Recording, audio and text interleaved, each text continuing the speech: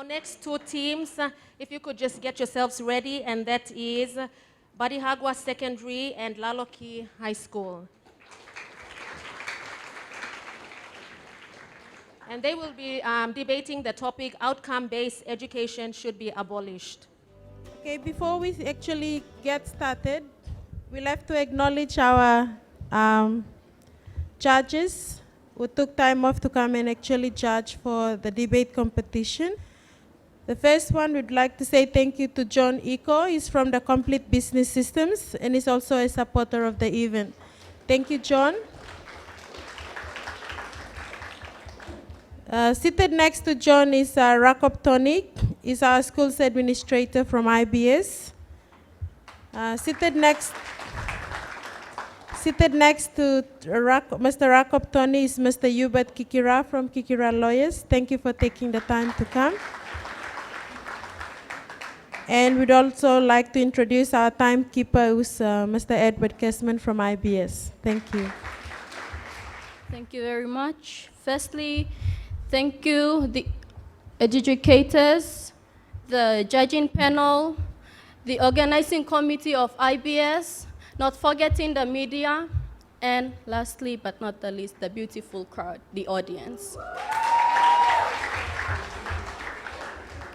Firstly, I have to reintroduce myself. As mentioned earlier, my name is Rosen Saraya. I am the first speaker from the government side. I will be talking on human resources. My next speaker will be talking on materials. The other speaker will be talking on the financial side. And the last speaker will be summarizing everything.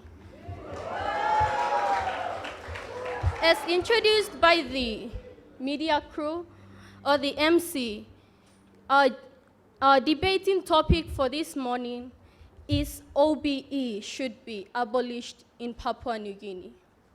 Outcome-based education, that's OBE.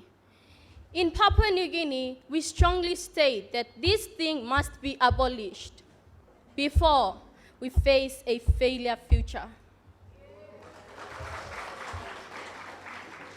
Getting back to my point, as I mentioned earlier, that I will be talking on human resources. Firstly, let me ask my opposition. How did you get here this morning? The audience, how did you get here this morning? Did you walk? No, who brought you? School bus, and there was a driver. The driver is a human being. Human resource is what I mean. As we all know, that life today is not successful if there is no human resource. That applies to education. Outcome-based education is a system where teachers and students are given a lot of work to do without any resources. Not that we are incapable of such a system, but there's a big but. We don't have the resources. Remember that fact. Human resources. Back to our schools and classrooms. We have teachers and students. Those are human beings.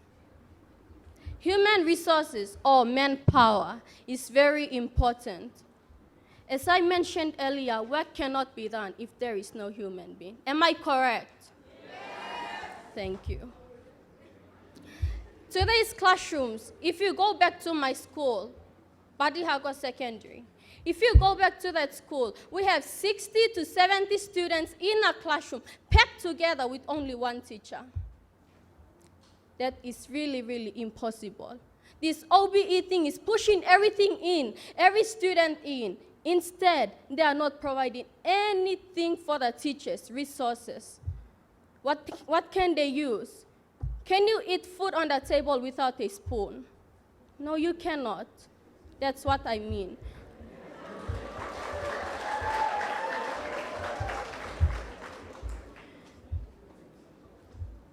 Laloki High School. Did you know the teachers, 1,400 teachers are thinking of going on strike? Very bad. 1,400.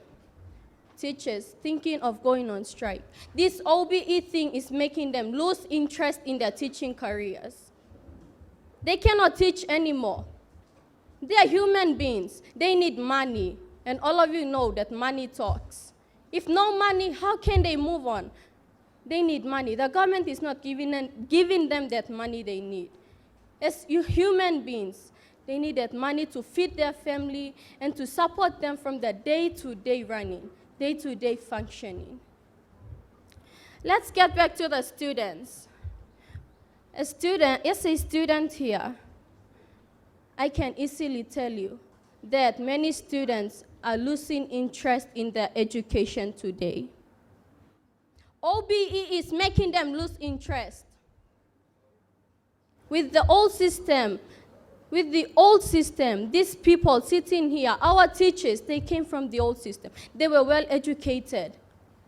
And now, this generation, this OBE thing is making them lose their interest in their classrooms. Absconding classes, this OBE thing is causing them to lose interest. Therefore, as the first speaker of the government side, I strongly suggest, I strongly believe that OBE in Papua New Guinea must be abolished before it's too late. Thank you very much.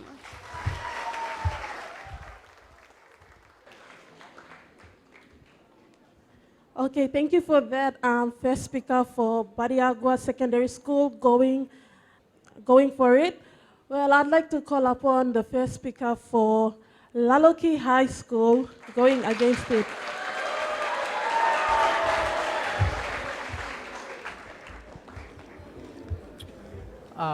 Good morning, audience, my fellow debaters, and not forgetting the hosting school, institute. I am Igotau, and I will be the first speaker of the opposition side. Josephine will be our second speaker, followed by Leslie Nanai, and Telin will do the summarizing. Before going on, I would like to rebut on what the first speaker of the government has said. Lack of resources. Okay, we all know that this system is still in the transitional period. We are just starting. Just imagine, if you go and plant a tree today, you will not harvest it tomorrow.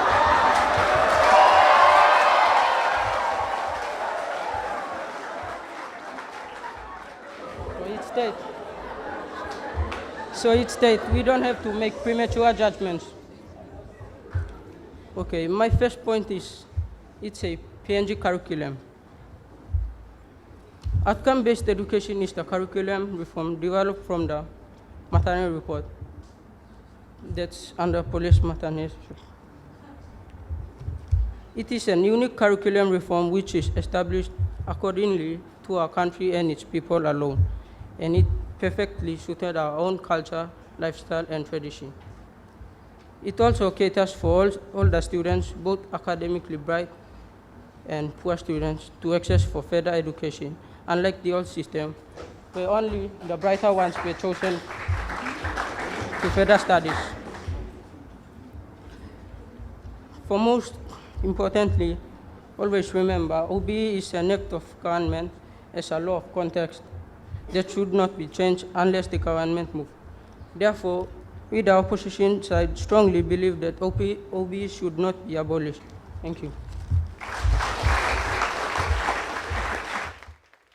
Okay, thank you very much. I'm first speaker for Laloki High School. Well, the topic of debate is outcome-based education should be abolished. So I'd like to call upon the second speaker for Badiagua Secondary School.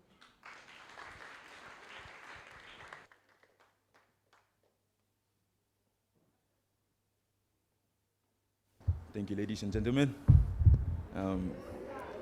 Before I proceed on, just to rebut on what my friend has said. He said, go and plant a tree. If you plant a tree, plant needs what? It needs water. Plants cannot grow. It needs water too. You have to water it. You have to water it. And in order for us to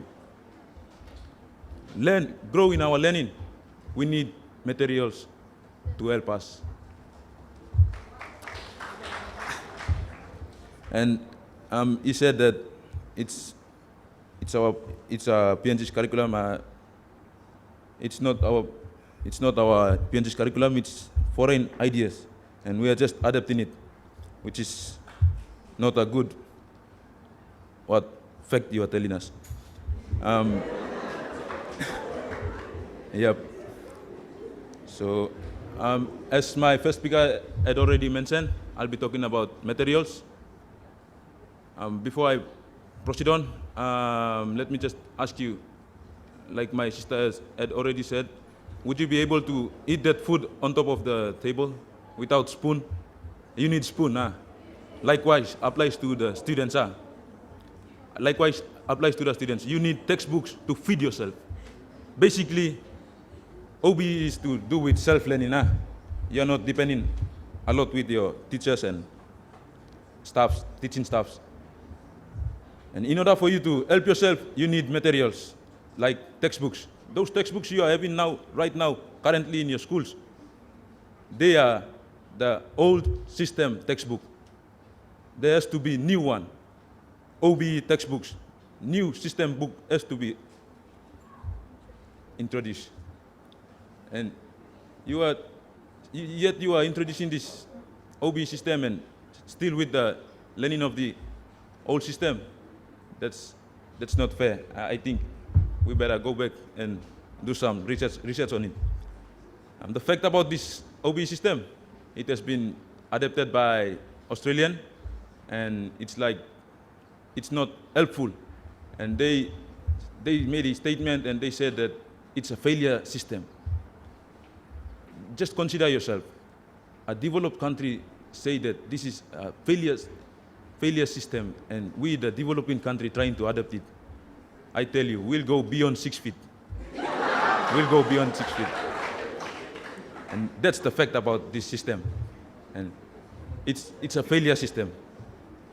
Nowadays, if you happen to come to Badiagua, you would notice that teachers don't have proper materials to teach the students. Now, right now, I'm looking at all of you. It seems like your school is having the same problem too, I believe. How can that suit our learning when there is no proper materials to teach? In our school, we have this chemistry lesson, and in order for us to carry out the experiment, we need equipment, things like test tubes and zinc and those chemical things. But those things are not in place. How can we carry out an experiment? We need those materials to be in place. And I don't think OB is a good system. OB is like, it's one thing new, it's like basically to yourself learning. Do a lot of research. How can you do a research when there is no materials or resources? There is no proper infrastructure like library. You need library to do your research. Huh? For most of us, we don't have computers at home. We don't have access to the internet. We found it difficult to go with the researching. The only thing we depend on is we depend on library. And if the library go for services or like maintenance, where we get our information or like do our research. At the end, we return to school, teachers ask us, where's your work? We say nothing, zero. Only thing we do, copy. And you copy, did you think this is a learning? Is this the learning? It's not a learning. You're just copying it, and you don't know what you're copying it. And you learn nothing. You get marked, but you learn nothing. You go up in the university, you're stuck on there, and you'll come back.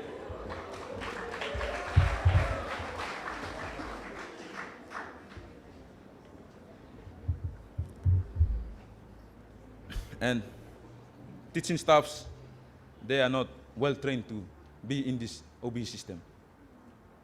They are of old system. So I don't think this is helpful. We better stop it. This OB system should be abolished.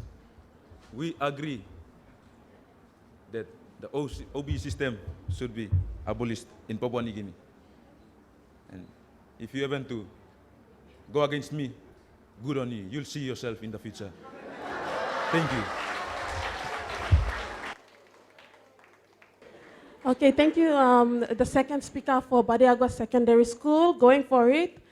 And now I'd like to call upon the second speaker for Laloki High School. Welcome him.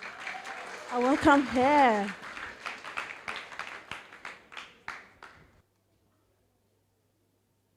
Good day, everyone. As you guys can see, I'm from Laloki High School. I'm the second speaker of the opposing team. Before I move on, I would like to rebut on what the second speaker has said, saying that it is a foreign idea. But they're using their own context, am I right? Like, for example, Australia, South Africa, Vietnam, New Zealand, they're using their own context through this particular education system, OBE. And they're saying it's too early. They're saying the future won't be, what will I say? Let me put it in a parable type. It will be blurry. Like they won't see the future properly. But like my first speaker has said, if you plant this tree, this particular plant, you don't have to wait for its fruit tomorrow. Am I right? You have to let the time to pass by so that you will see in future whether it will produce or not. But I, as the second speaker, I said OB should not be abolished. Therefore, my brother, OB is still in transitional period.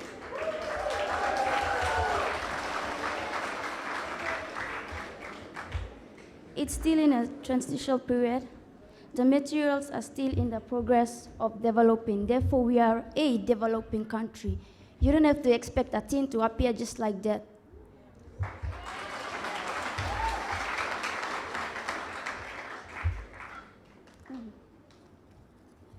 Okay, to move on, I am going to highlight two main points, and they are the access of education through OBE.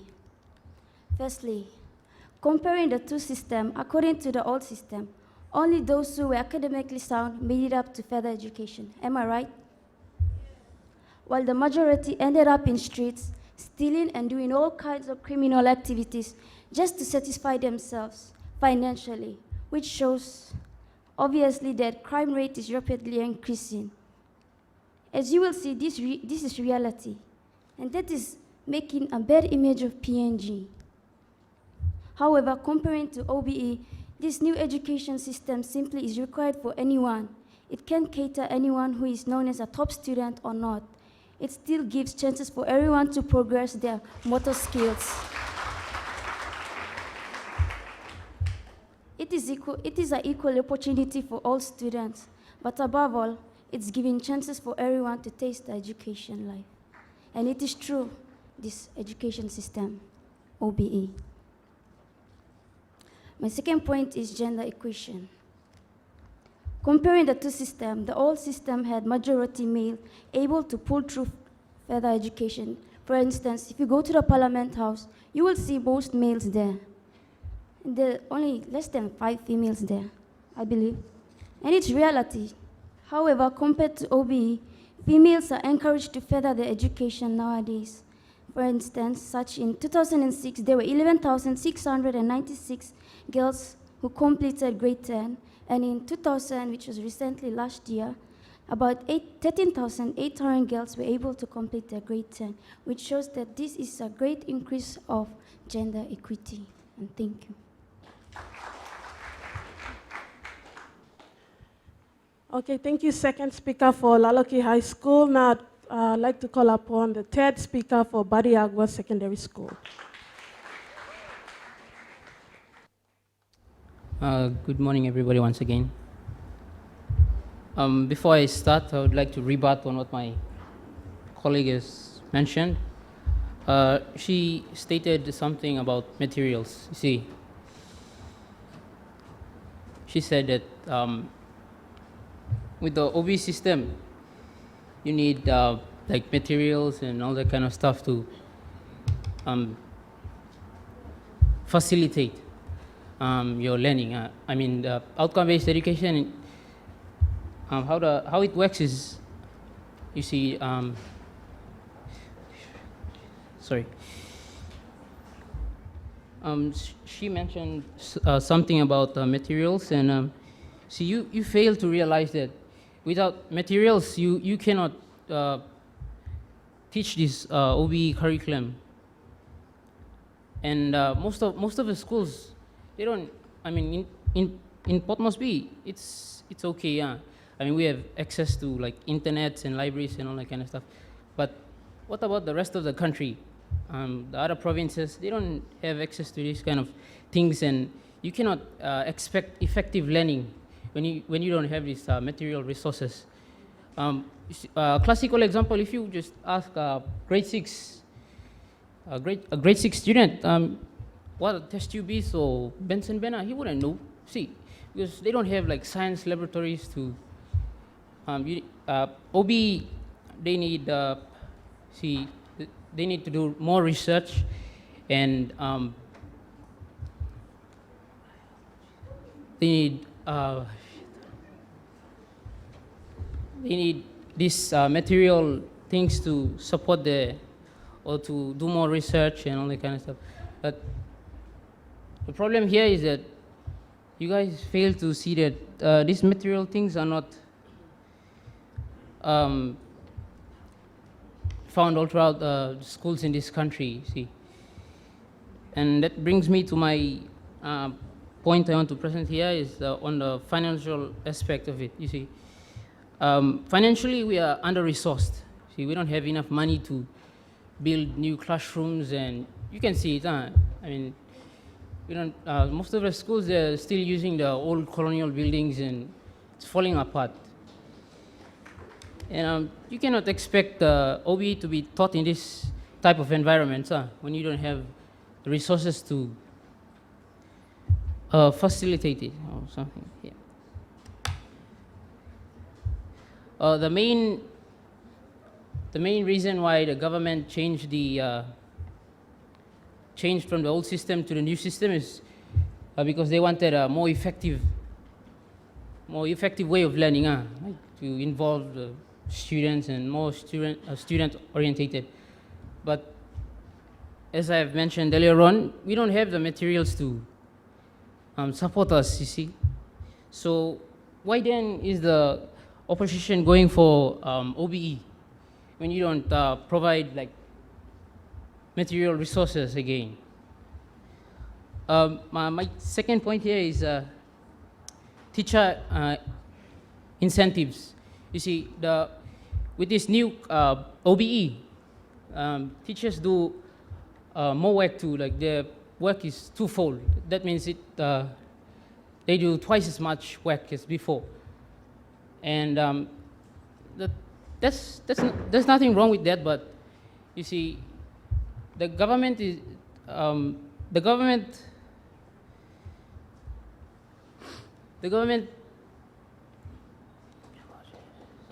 cannot provide enough funds to like increase their pay or something like that. I mean, the pay is like still there, and then the workload is building up, and then they're having stress, and most of them are sick and dying, and they don't want to come back to school, and you know, like stuff like this. You can see it's like it's physical. I mean, and yes, my first speaker has mentioned about 1,400 teachers resigned because of too much workload, and their salaries are not increasing. The housing, like if you ask most of the teachers here, they'll tell you 7 kina for housing is not enough. See, and OBE demands more work by the teachers. That's why it's not relevant, and it should be abolished. And like Mr. Paul Spagov is not here, but you see, he came through the old system, you see. And he's a good leader. And that's a classical example of the old system that he came through, see. And like year after year now, you can see with this OBE curriculum, more number of students are failing their exams, like after grade 10, 8, and 12. They're not going anywhere, like they're going on to the streets and like that. So Yeah, and to conclude, why is the opposition fighting for this curriculum, and there's a lot of bad implications associated with it? Thank you.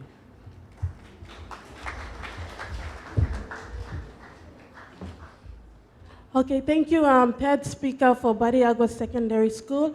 Well, I'd just like to mention to our listeners of National Radio who are with us, and also the viewers of Kundu too, thank you for your company. Yes, this is the school debate competition, and we've got two schools that are debating against themselves now. We've got Bariagua Secondary School and Laloki High School.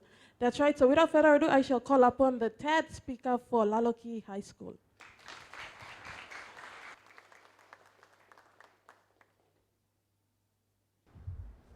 Good morning, everyone. My name is Leslie Nanak from Laloki High School, and our topic is OBE should not be abolished in Papua New Guinea. We strongly believe that OBE should not be abolished because of various reasons. But before I would like to continue, let me rebut on what my brother have said. Did my first speaker have mentioned that Papua New Guinea is just developing? Did he? Yes. You know, like our second speaker said, things just can't happen like that. You know, we need to take time to develop something. And OB is just introduced. And we need to develop some materials, you know, for OB to be effective in our education. Anyway, let me stress on my points. I have come up with 2 points, and one of them is about skills. OB is really teaching about skills. You know, skills about the real life. The life I'm talking about, the life in streets, the lives out in village. These are real life situations. OB is teaching about the skills that when you leave school, when you go to village, or when you go to street, when you go back to your house, these skills will enable you become a resourceful person in the community or in the society. Huh? So if you are talking about resources, hey mate, let me tell you, we are making resources. And my second point here is about subjects. As you can realize that we have, before previous curriculum, we have only 4 important subjects, and that is English, Maths, English, and Science. Sorry, we have social science, English, Maths, and Science. These are the only very important subjects as our curriculum regarded as. But today, OB requires all subjects as important. Subjects like personal development, subjects like PS, practical skills, home economic. These are the subjects will learn you the skills I'm talking about. So you will become a very useful person back at your community when you leave school. Let me ask you, the first speaker who said human resources, who mentioned something about human resources. Let me tell you, are all your relatives working? No. So what does it bring? You know, if your old relatives are not working, and that means they have gone through the old system. Oh, first. So now, OB is enabling everyone, including everyone, not only few. OB is including everyone to have better life, not a useful life. Therefore, as opposition side, we believe that OB should not be abolished in Papua New Guinea. Thank you.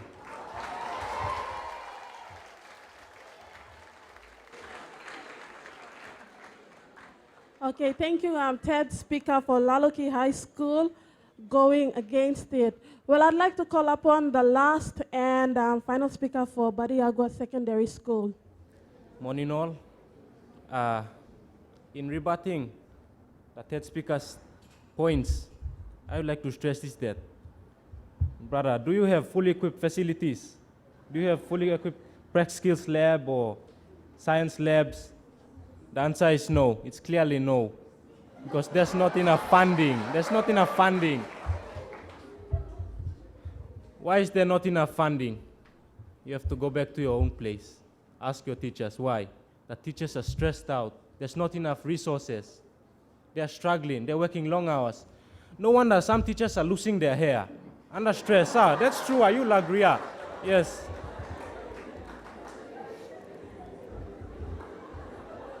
Okay, nowadays, it's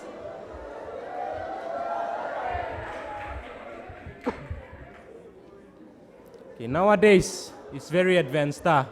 Computers, we see gadgets.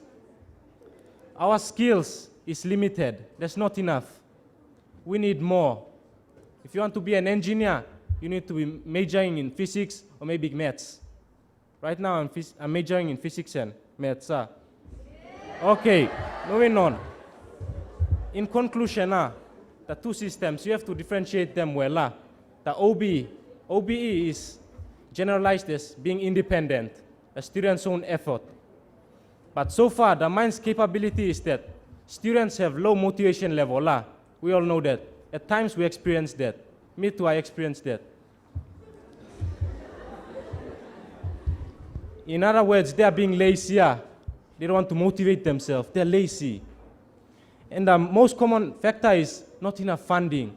Parents cannot send their children to school. That's the most common one. And then that I would understand. We all understand that. Okay, in summary, education is vital. It's very vital. If we want to advance, we need people, human resource. As my sister has said, manpower.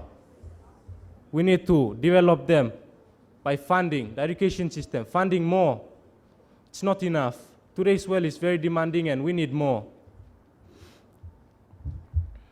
And then the previous system, the objective, that one it was more of a student-teacher relationship. So it was really close.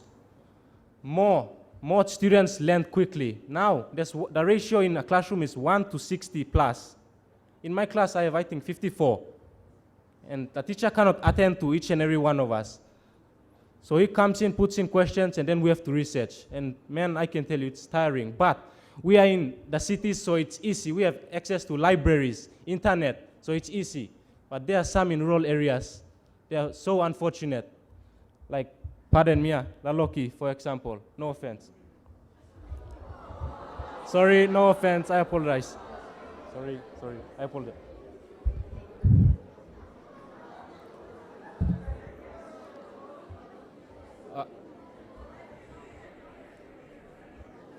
The human resource, usually in schools, they will have an in-service maybe 4 or 5 times a year. But now, for example, Barihagwa, we have in-service once a year. And that in-service is the time when teachers come together, put in ideas on latest developments, reforms. But that's not enough. That's why we're all underdeveloped. School is going down slowly. And that I can tell you truly, because 3 years I've been in that school and I'll say that for real.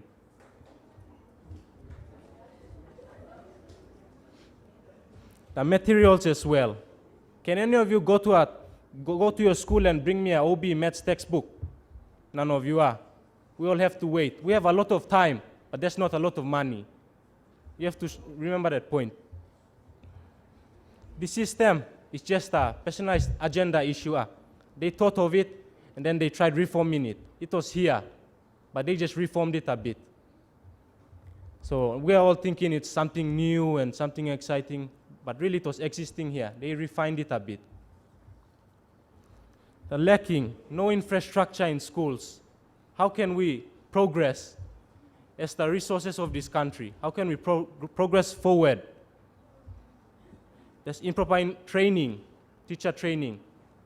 Some of the teachers were trained in the old system, so now they're finding it hard adapting to the new system. And that's a fact. Most of the teachers are resigning for that. This overcrowding, I want to stress it properly. There's a growing concern of funding, lack of funding. Sometimes there's even more, 70 plus. Who knows? No wonder the teacher is losing his hair, like I said.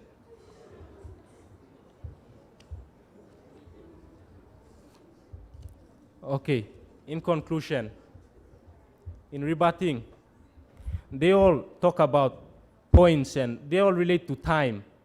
Of course, we have a lot of time, but there's not enough money. Where will that money come from? It will come from the government, but the government's budget is limited. The country is really big, and we are still independent, and you think we are richer. With that, thank you for listening.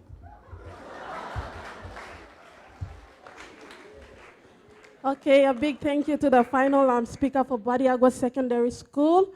Well, the topic of the debate, outcome-based education should be abolished. We're having Laloki High School going against it and Badiagwa Secondary going for it. So I'd like to call upon the last and final speaker of Laloki High School.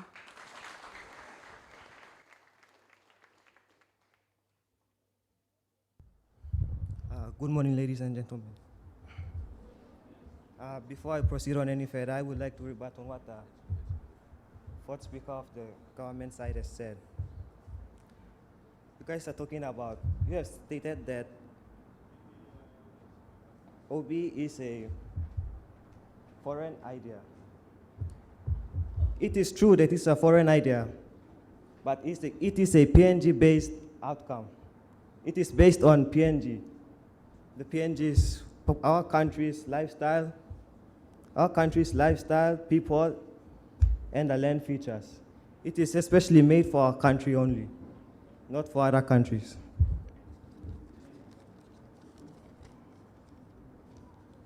And that brings me to my point, teaching and fair assessment. We, the opposition side, strongly believe that the OBE should not be abolished because in the new system, students actively do work on their own and become more independent and self-reliant. The teacher will act more as like a facilitator as well as an imparter of knowledge, like in the old system. The teacher always spoon-feed you with information.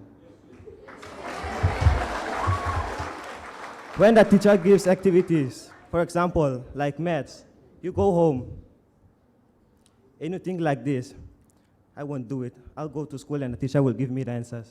That's what the old system talks about. You always want to be spoon-fed by your teachers.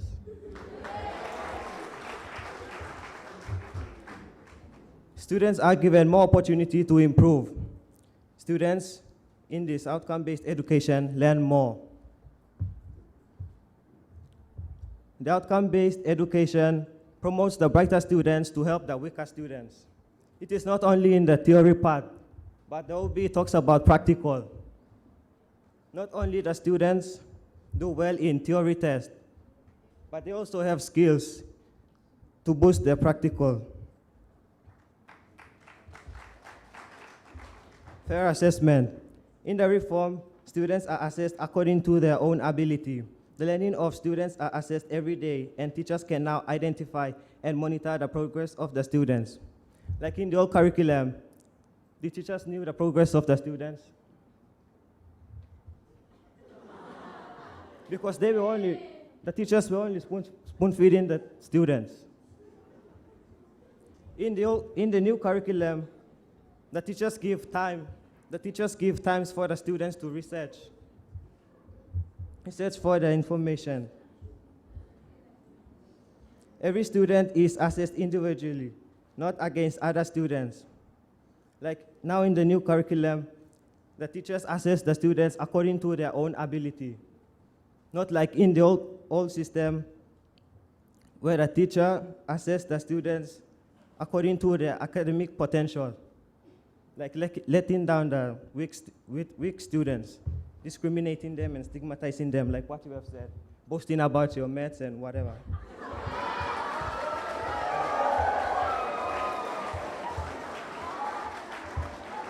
To re-emphasize on the points my two speakers have stated, unique for PNG alone, including the teaching of our identity and cultural heritage. The reform is a Papua New Guinean context. It is specifically made for our country.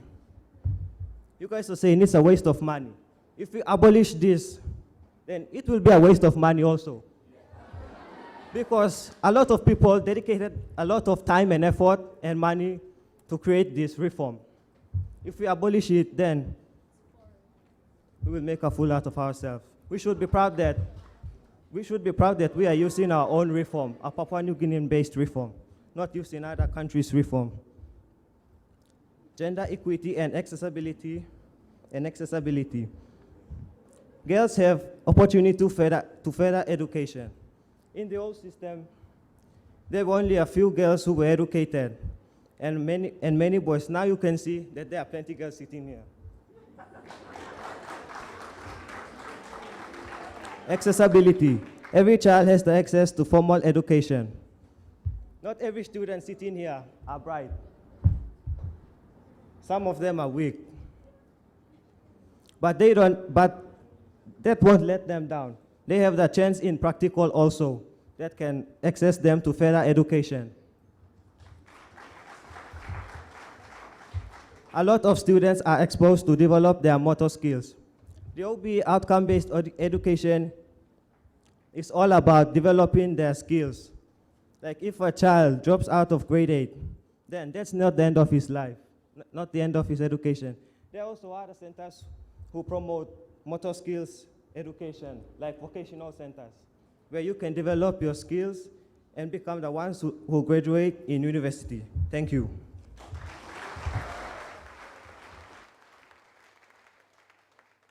Okay, thank you, the final speaker of Laloki High School. Hey, why don't we give the both school a big round of applause? Yeah. Okay, we shall give this time to the judges to finalize their scores and all that stuff. But guys, thank you very much. You can go back to your seats. Okay, I'd like to call upon Mrs. Vani Davis, who's the Team Leader Innovation and Development Leader here at IBS. Thank you. I'd like to just make an announcement or acknowledge the presence of our Managing Director for NBC, our partners in this debate competition.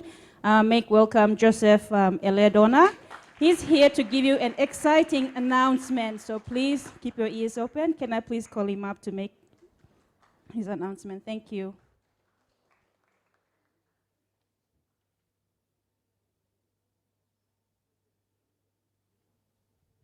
Thank you, Vani, and good morning, everybody. When I was told of this, I was really excited because I believe that this is the way forward for Papua New Guinea. Having debates and quiz also. I remember when I was at high school and national high school, we used to have quiz competitions where we challenge high schools from other provinces come together for a final one. So I was really happy, and I'm glad IBS has started this in partnership with the National Broadcasting Corporation. We are changing our focus, changing ourselves. We believe that we must change our youth if the country is to go forward in a healthy manner. So thank you for playing a big role in this. You're on national radio. You're being recorded for national television. You're on Tribe, our new Youth FM. We're going to launch it national network by next year. So this is for the youth, positive radio FM throughout Papua New Guinea for the youth. A station for you and how you run it. We are trialing it with our two beautiful girls here, and one handsome man is not here. So we sent them to Australia. They were running all over Australia, and they're now testing the Tribe FM. I'm here to make an announcement. The National Broadcasting Corporation, through our new Tribe FM, will give 10,000 kina to the winning school. So.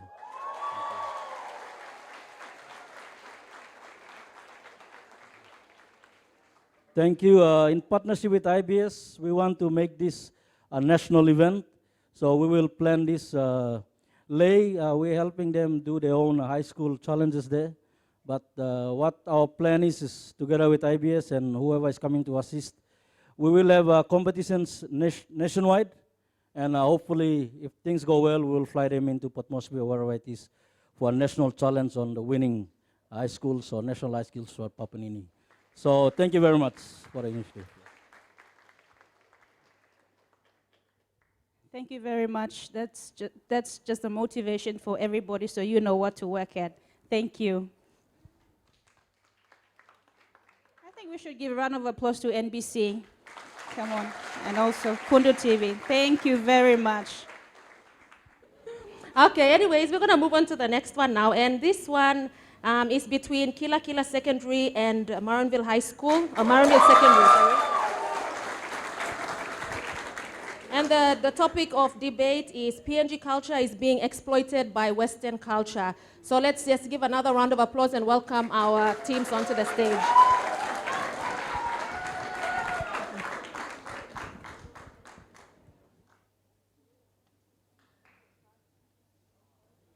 Mention the topic of debate again. PNG culture is being exploited by Western culture, and Kila Kila Secondary is for it, and Maronville Secondary is against it.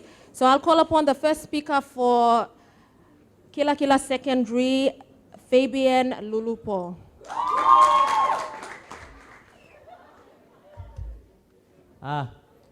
Morning, the adjudicators.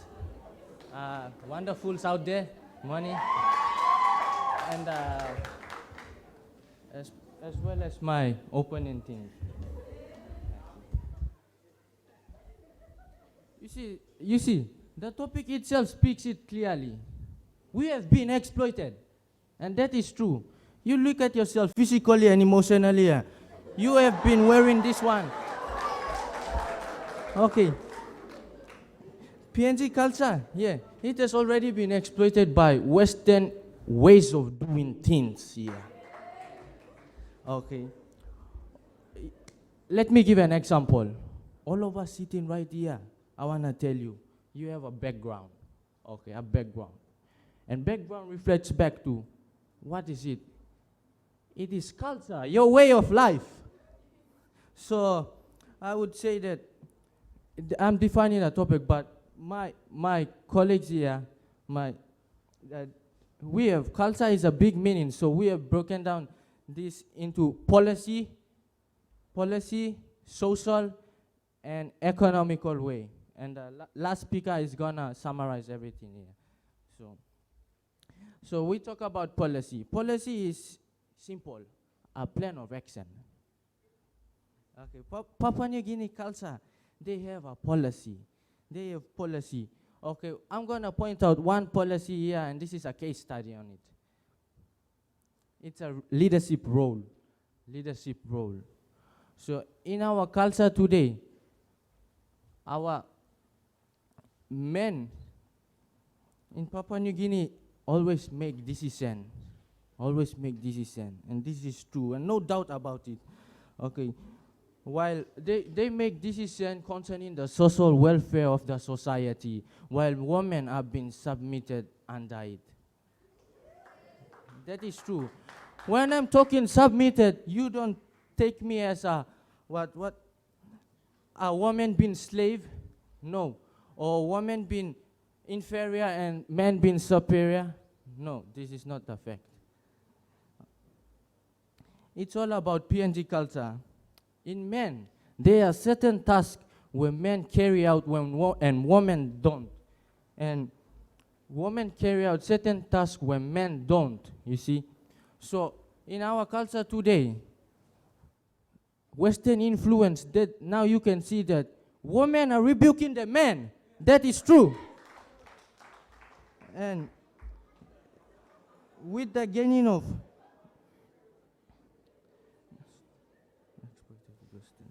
so that is one thing also I want to say in leadership role. Also in leadership role, there is nowadays you can see in policies now, women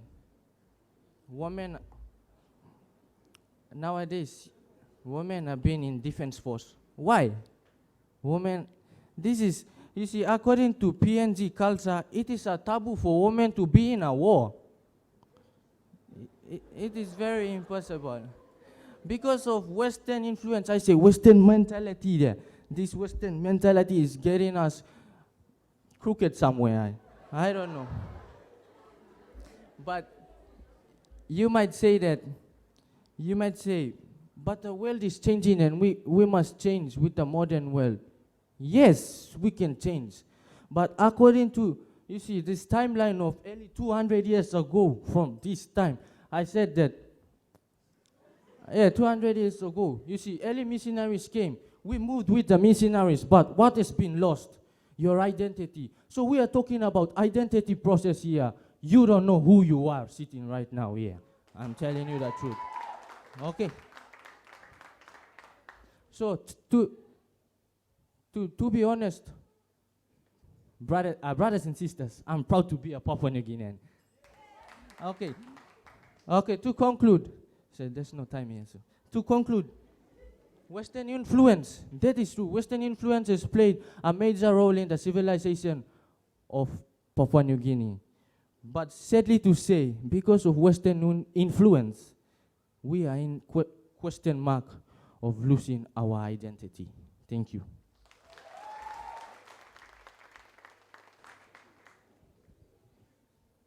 Thank you very much, Fabian, for that. And now we'll have the first speaker for Maronville Secondary School who is going against this. PNG culture is being exploited by Western culture, and that's Macy Topi Laveka.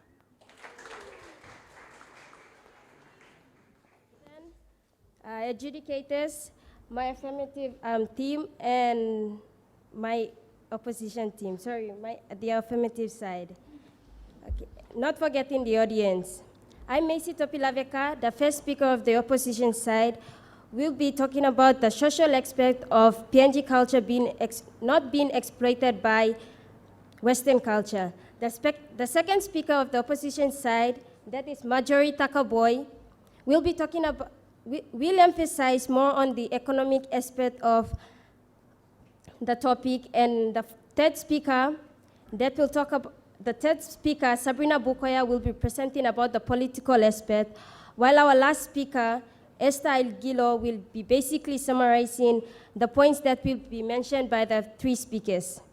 Before I begin, I would like to rebut on what the first speaker of the affirmative side has just mentioned.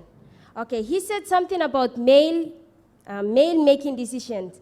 Isn't a male making decision our culture? Male dominant. If you say it is, then PNG culture is not exploited by Western culture. Okay. Anyways, let me bring you back to our main topic, that is PNG culture exploited by Western culture. Well, culturally, we all know that PNG culture is not exploited by Western culture because of the following reasons. First of all, let us look at the ceremonies such as bride price, feasts, and death that are practiced according to different cultures. For instance, if there is a bride price, death, feast ceremony held back at the village, our parents still go back to witness the ceremony. A classical example will be Central people. And also, bride price, feasts, and death ceremonies are not only practiced in rural areas, they are also practiced in urban areas. My second point will be on Wangtuktism or nepotism. Wangtuktism is still very strong in Papua New Guinea. In terms of tribal fights, divorce, child custody, in the sense where if parents happen to divorce and they're still going through problems, the children are taken care of by their relatives, and that is where extended family comes in. Whereas tribal fights, no matter how educated you are, how superior you are, or how strong you can be, you will still run back to your relatives when there's tribal fight or when there is a dispute between different clans and tribes. For example, the Highlanders. Okay.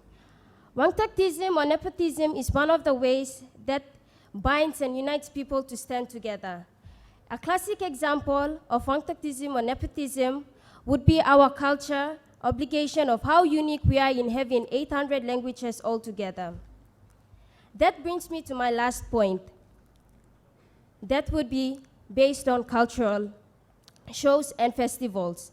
We still strongly maintain our culture even though we're living in the town where there is a lot of Western influence. Okay. Why do you think education institution and tourism promotion authority still promotes cultural shows and festivals? Well, I think I can answer that for you. They simply do not want to do away with our culture and our traditions. That's the whole reason why formal education institution and TPA put aside certain days annually for everyone to show their culture, different culture, and how unique they are. Okay. For example, the classic example would be Milamala Festival in Milimbe, Hiri Moale in Port Moresby, Warwagina in Rabaul, and Malagan Festival in New Island Province. Okay, you might be wondering, I am saying that PNG culture is not exploited by Western culture, and why am I wearing a costume that is designed by Western country? Oh, well, I will simply tell you that I'll be more than willing to wear my traditional costume, but it is the environment and school code that does not allow me to. But if I were to, I will be more than willing to, and I bet I will be the center of attraction here. And who knows? For the Trobrians, we wear short gaskets. And what if we're walking along the road and there'll be car accidents? Okay. We may try to abandon our culture and identity, but at the end of the day, we go back to our roots. Thank you.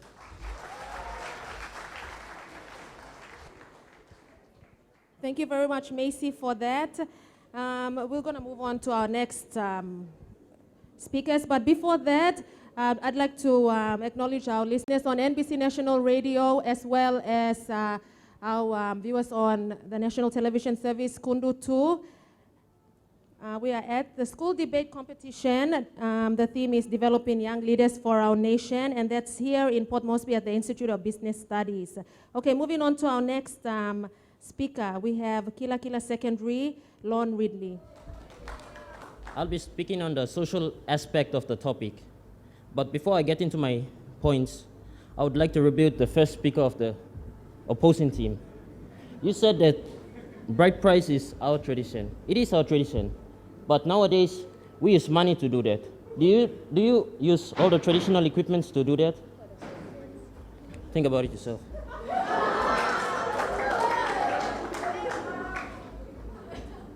Another point that is our culture being exploited by Western is when traditional cultural shows. You would see that in traditional students dressing up in tradition, you would see that not everybody is dressed in full gear of tradition. How many of you here dress up in full gear without underwear?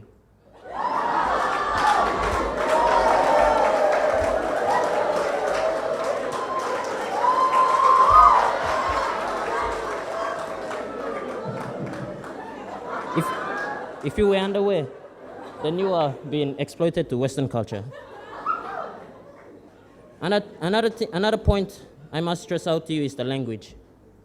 PNG has over 800 languages spoken in and around Papua New Guinea. How many of you here fluently speak your mother tongue?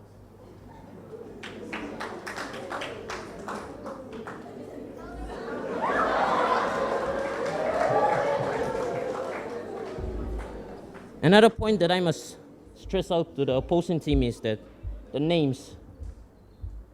Everybody has names, but if your name is not a cultural name, then you have been exploited to Western culture. You don't have an origin.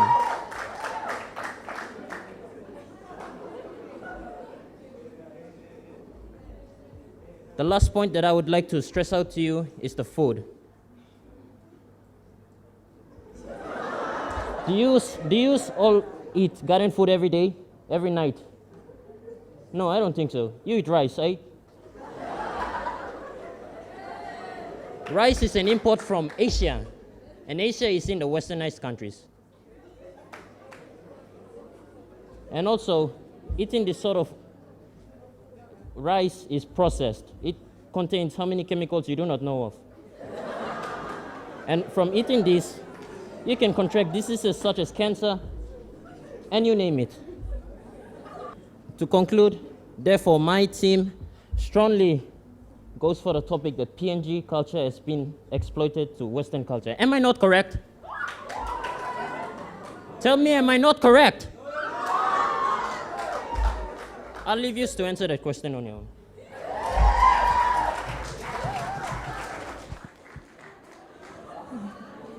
Thank you, Lon, for that. Okay, we'll move on to Maranville Secondary now, who are against PNG culture is being exploited by Western culture. Marjorie Takaboy, who is the second speaker. Okay, good afternoon, all. Now, before I move on, move on, I'd like to rebut on what the second speaker of the affirmative side has said. Okay, you said something about using westernized materials to pay for bride price. Well, even though westernized materials are used, the concept is still there that we are using the concept is still there that we are using our traditional practices, traditional beliefs to pay for, to carry out such activities like paying for bride price. And also, you said that, you stated that something about the food we eat. Okay, well, do you eat, is your dinner consisted mainly of westernized food? You will see that in every household, the main food that is used is kaukau, kumu. These are Papua New Guinean, cultural food that we use. Do you eat mashed potato or peas for your dinner? Okay, that's to you. Okay, as the second speaker of the opposition, I will be presenting the economical aspects of why PNG culture is not exploited by Western culture. My first point, tourism. The tourism industry in PNG today is one which is booming at a rapid pace. This is due to our blend of exotic cultures that attract an influx of tourists annually. Now, if you think about it, why would foreigners come into our country to come into our country for holidays? Would they just be coming for, look around, would they come into, would they be coming in just for the holidays? Foreigners, Westerners, they come in because they want to experience the culture. And us in Papua New Guinea, we are capable of delivering such a beautiful and diverse culture. That is why they come in, Now, it is also evident that the practice of our culture generates an academic interest, which then leads to economic returns, as people come to see places in PNG to experience and even document our cultural practices. For example, it can be seen in yesterday's Post Korea, if you haven't read, on page 15, which stated that the BBC television crew will be shooting a blockbuster documentary series on the cultural practice of shark calling in New Island province. This is said to generate an academic and economic interest in our country. Also, events such as the Mount Hagen Show, the Mask Festival in Rabaul, and the Malagan Festival in New Island province are well-publicized events that attract visitors from around the world, as well as benefiting the local people. The local people's interest in income. It also encourages them to retain their cultural identity through these various events. Now, my second point is agriculture.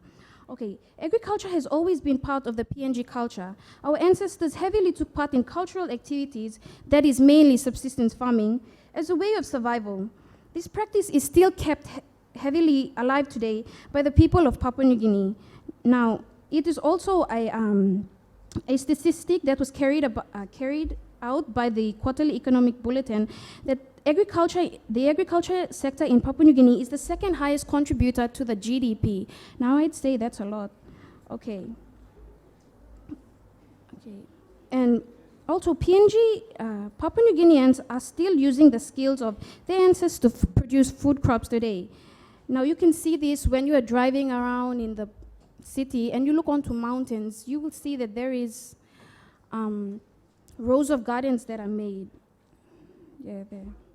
Okay, well, to conclude, okay, to conclude, obviously from this evidence, in a way, Papua New Guineans adapt and adopt Western ideas so it enhances the practice of their culture.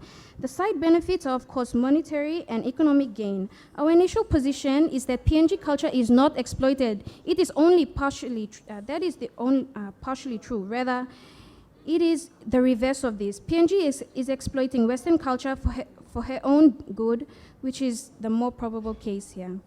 Thank you. Thank you, Marjorie, for that. My goodness, we're talking about food and I'm feeling hungry already. I don't know, and what about you? Well, we're getting a lot of food for thought, so that's better than nothing. Save the hunger for later.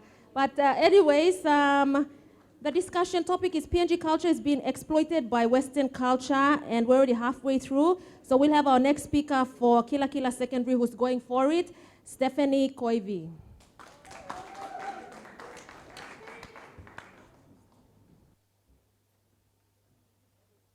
Good afternoon, ladies and gentlemen, the judges and fellow debaters from the opposing team. Okay, before I begin, I'd like to rebut on what the second speaker of the opposing team had said about the bride price thing. Okay, you see, you said that the concept is still there, but we disagree that, I mean, we go with what you said about the concept, which is still there. But you are using Western items for bride price, you see. For example, you see, nowadays when there's bride price, there's no like such traditional things like pig's teeth or like pig's tusk or whatever those traditional things you use to pay. You pay this woman or this lady with the money, you see. And money is one of these things that the Westerners brought in where it is already exploiting our culture, you see. Okay, my next point where I'll be rebutting is tourism. Like you said, to experience the culture of tourism, I mean our tourism, even though you say that this tourism is promoting our culture, yet when you watch on TV this advertisement about the independence or those traditional dances, you see that these people dressing out there to dance, to take part in the traditional dance, they are not completely dressing in this 100% traditional costume. No, you see, for example, these central people. There's the guys especially, they don't use these graskets. But instead of these graskets, they tie around themselves the what? Red lep. So that red lep is what? Is it our culture or not? Yeah, it is. So you've already been exploited, don't you see?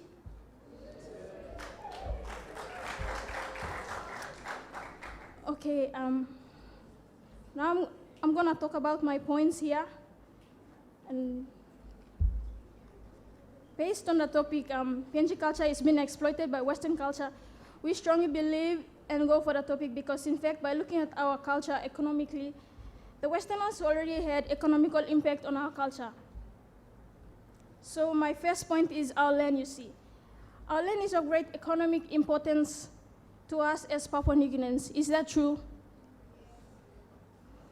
Okay, even though we treasure our land, yet it is being exploited by Westerners. Now, take for instance the LNG oil and gas project in Southern Islands Province and the one similar to it in Gulf Province, the oil and gas project. Okay, these foreign companies operating in PNG are very rich after exporting our very own mineral resources internationally, and the payment they received are not equally shared with the local landowners. So what do you guys think? Is it fair? I don't think so. No, I believe not.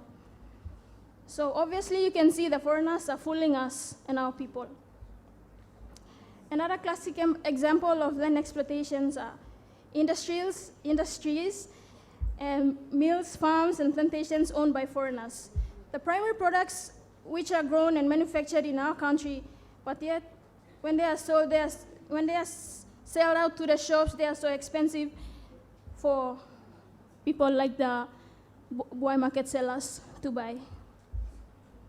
Okay, these industries are like Trukai rice industry where, these grains are grown in here, but yet when they are in the packet and sold in the markets, they're really expensive, you see. And the sugar mill, it's one of them, and Hugo Canning, oxen farm. My next point is money or finance. Because of the impact of Western culture on our culture, PNG nowadays need to be employed by foreign companies operating in our country in order to live. So they are working for these foreigners, the foreign companies in our country, where the money they receive from their markets, they're not equally, then they don't pay the shop assistants or their workers, their employees properly. So this is like they're exploiting us. Thank you.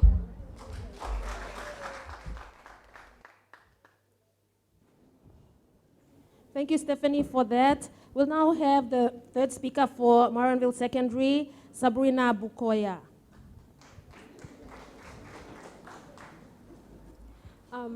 Good morning, all. Sorry, good afternoon. Before I move on to my argument, as the third speaker of the opposition, I would like to rebut what the third speaker of the government side has said. They said something about the bright price. Yeah, in a way, we use Western materials to go about our doing bright price, but the concept still remains the same as traditional. I mean, if you think about the majority who are still living primitively back in rural areas, do they have money to buy saucepans and give 1,000 kina, pay 1,000 kina to get that lady for their son? I don't think so. We are still a developing country. We still don't have the necessary resources to do this type of things. And so I believe that Western influence has not exploited our culture. The next point, you said that something about land. Well, according to research that is from economics, 90% of the land is vital to the population who are dependent on subsistence farming or the informal sector. So if you just walk out of there, if you just look up on the hill, you will see that there's patches of garden up there. People are still clinging to their traditional idea of subsistence living. I mean, you see, they are not educated enough to go and sit in the office and write. What would they write? They don't have a really good education background. So the only thing necessary that they have to survive in this city is subsistence farming, which is our traditional. Okay, now moving on to my argument, I will be talking about the political aspects. Our PNG Constitution has allowed or allows our traditions and customs to be used as part of our laws. For example, when settling disputes such as land disputes, sexual disputes, or sorcery. An example of this is the Land Dispute Settlement of Act 1975. The purpose of this act is to provide just, efficient, and effective machinery for disputes in relation to customary land. All these come under the underlined law of Schedule 2 Act 2000. So in respect to the act, we can say by setting up such an act, politically we are protecting our culture from outside influence. My next point is our democratic system of government. Now, our democratic system of government is all about voting our new leaders into the parliament. As you can see, a classical example, our current government does not have many women in the parliament. And this is because of the ingrained mindset of a traditional society that leadership belongs only to the man. So if you're telling me that Western influence has exploited our culture, you better go back and read your books again.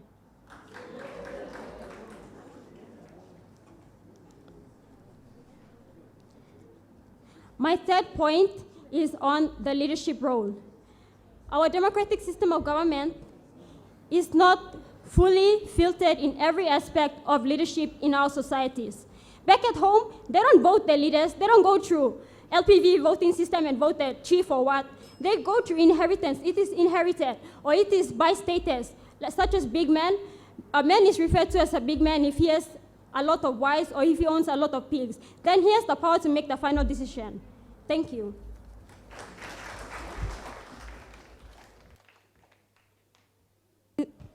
Thank you, Sabrina, for that. We'll now move on to our last speakers for the debate, and it's on PNG culture is being exploited by Western culture. So we'll have Angela Ona from Kila Kila Secondary who's going for it. Good afternoon, adjudicators and ladies and gentlemen. I'm the fourth speaker of the team, and I'll be summarizing and concluding on factual statements stated by my fellow colleagues. Before I do so, I'll be raising a rebuttal against statements presented by speaker number 3. You said something about subsistence farming. Subsistence farming also, in one way or the other, you promoted the 4th topic. You said something about women being elected, having the superior roles. You're actually going for that topic. You're not sticking to your point. You're actually coming to your point.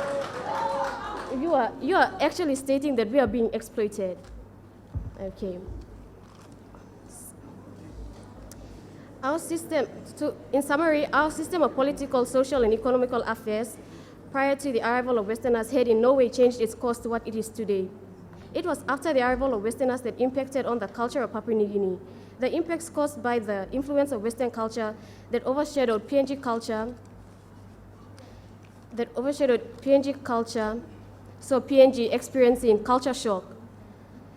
In Papua New Guinea, the practical aspect of culture shock is obvious in the struggles encountered in adapting to the new culture. This includes promotion of gender equity. For instance, to cope with Westerners by electing 20 women into parliament, our women's role culturally have been exploited because they have drastically failed in holding positions in parliament, while our culture promotes men to be superior in society. Socially, our activities have been influenced and our interest lies in Western material. For example, in communication, every one of you in this audience would agree with me that you all use mobile phones to communicate, while our culture promotes conch shells as mediums for communication. There is nothing wrong with developed communication. There's nothing wrong with developed communication, but what has happened to our culture in the process of development? It has definitely lost its meaning. These are the reasons why we strongly believe that our culture has been exploited.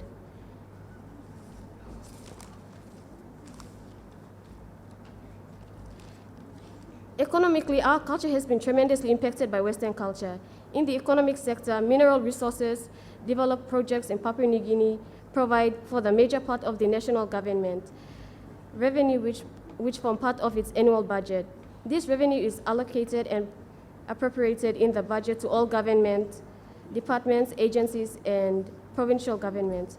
These are exploitations of our cultural possessions, and it is caused by Western culture at the cost of our land.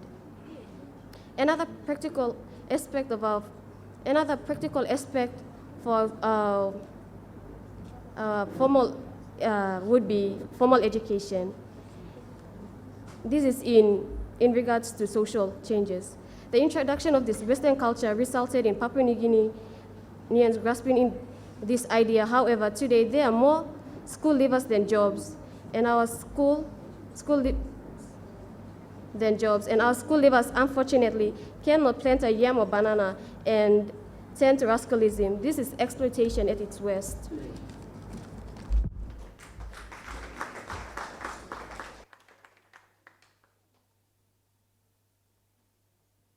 Thank you, Angela, for that. And now we'll have the last speaker for Maranville Secondary School who's going against it. PNG culture is being exploited by Western culture. Esther Aguilo. Good afternoon, all. I, as the fourth speaker of the opposing team, will be summarizing on my team's suggestions. But before I do that, I would like to oppose on what the affirmative team has said. Okay, I would just like to clarify that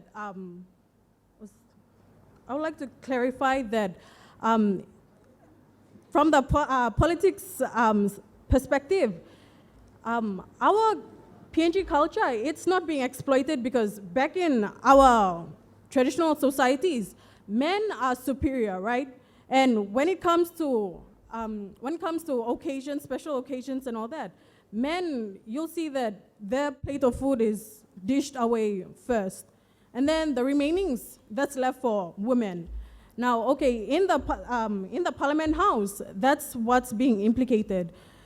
Men, I mean, it's evident there are only men in the Parliament House. And the only lady in there is unfortunately a white woman and is not a national. And therefore, our PNG cultures, it is not being exploited. Also, you said something about eating meals that, eating westernized meals. Well, I'm pretty sure that everyone here, from time to time, or maybe every day, we do like, our meal does consist of garden food or something. If you eat food from the shop like every day, you must be one rich person or something. Because we are a developing country, and plus, food from the market, which is garden food, it is much cheaper than westernized food in the shops. So I'm pretty sure that everyone here, we do eat our own garden food from time to time. And also about the concept of paying bride price, it doesn't matter what form of exchange you use. The concept is that you're paying for the bride, and you're also paying for the parents, what will I say? The parents' upbringing of the bride. So either way, you are purchasing your bride. So yeah. Now on to summarizing my team's points. From the social perspective, one-talk system, also known as nepotism, yeah, it is bred and raised in Papua New Guinea. And I'm pretty sure that in offices, if you walk into an office, 2 to 3 maybe of the people in there are somehow related to one another. And also from the economical perspective, if you say that our PNG culture is totally exploited, then why are foreigners paying big amount of money to come into our country to spectate our festivals and watch our culture, like watch people perform like cultural dances and all that? And like I said before, for the political perspective, the men in the parliament, they imply that the mind frame of our PNG culture, and that is men are superior than women. That's why you have a lot of men in the House of Parliament compared to women. Wait, not compared to women, because that woman, she is not a national. So the bottom line is that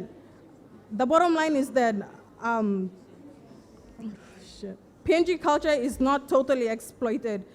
And besides, PNG culture is not totally exploited because at the end of the day, we still have our villages. The country, it is not fully developed. We still have our villages and a lot of rural areas around the city. Yeah. And I would like to end with a question. If you say that PNG culture is exploited by Western culture, then Why is nepotism, one-talk system, which has been bred and raised in Papua New Guinea, very strong than ever today, nowadays, in the country, with westernization being introduced to the country? Thank you.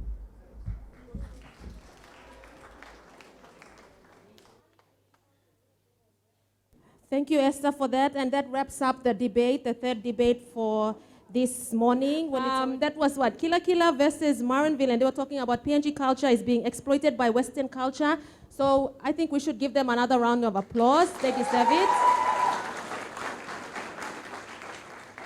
And you know, these are future leaders of our country. Just imagine if they have the guts to stand up there now, can you just imagine what they will be in the future? Yes. Okay, we'll clap again for that. And not only for them, for you too, for all of us. Yeah. Okay, we'll take a break now because the judges have to tally their scores. And after the events of today, after all the debates are gone through, the top 4 teams will make it to the finals, and that's going to be on Friday.